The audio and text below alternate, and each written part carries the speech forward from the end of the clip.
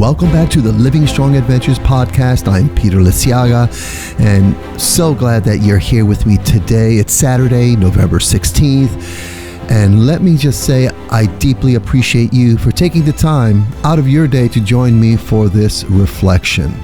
Today I want to talk about something that has been on my mind a lot lately.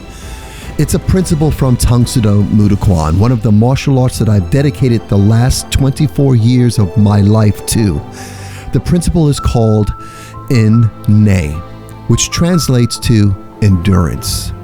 Now, endurance isn't just about pushing through a tough workout or staying in a low stance longer than you thought you could, though it can definitely show up that way in martial arts. Endurance, or In Neh, is about something much deeper. It's about sticking with the process when things get hard. It's about choosing to keep moving forward even when the path ahead feels uncertain or downright painful.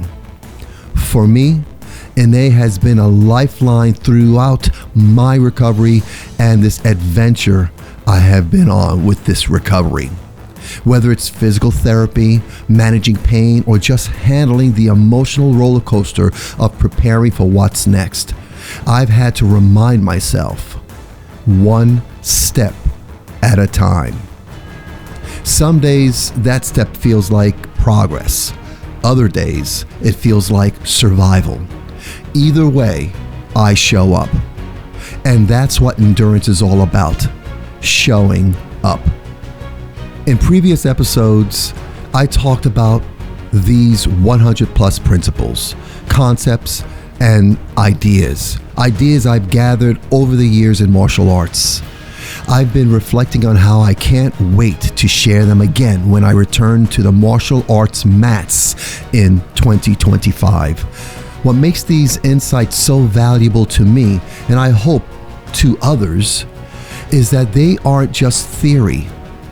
They're lessons I've lived. They've been tested in the real world. And let's be honest, a lot of them were validated through my mistakes. Mistakes are powerful teachers, and trust me, I've made my share. And those mistakes taught me humility. They taught me resilience. They taught me how to fall, and more importantly, how to get back up. When I think about endurance, it's not just about physical stamina. It's about emotional endurance, the ability to stay in the discomfort, to face the hard stuff, and to trust that it's leading somewhere meaningful. It's about mental endurance too, training your mind to focus on what's important when distractions or doubts try to pull you away. The beauty of endurance is that it's a skill you can practice anywhere, not just in the dojo. Endurance is about waking up every day and saying, I'm going to show up. Some days that might mean crushing a goal. Other days, it might just mean surviving the day. Either way, you've endured. You've kept going. For me, these past several years have been some of the toughest in my life, from dealing with pain to adjusting to the humility of using a cane. I've had to lean into endurance in a way I've never have before. But what keeps me going is knowing that every challenge is an opportunity to grow stronger, not just physically, but mentally, emotionally, and spiritually. When I return to the mats next year, I'll be bringing these lessons with me, and I'll be sharing those 100 principles that have shaped my journey. Principles that aren't just about martial arts, but about life. They're lessons about discipline, humility, resilience, and yes, endurance. And what I want you to know is this: mistakes are not failures. They're stepping stones. Every mistake I've made has been a chance to learn, to grow, and to get better. They've helped me understand what it means to live strong. So as you listen to this, I want to ask you, where in your life are you being called to practice endurance.